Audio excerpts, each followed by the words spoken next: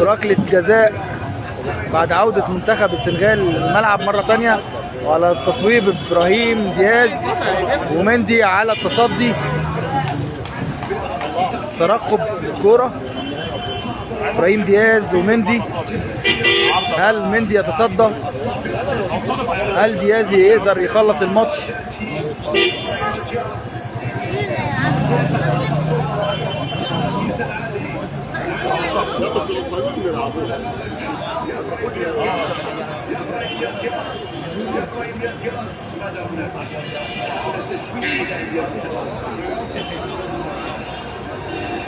حاول التشويش بناحية السبب السيدة المشاهدين.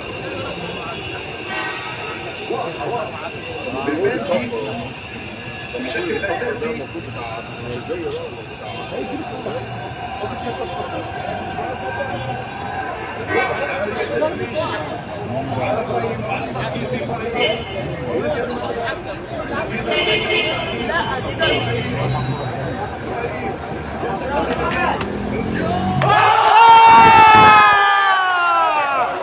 تصدى فرحة الجمهور المصري بتصدي حارس مرمى السنغال للهدف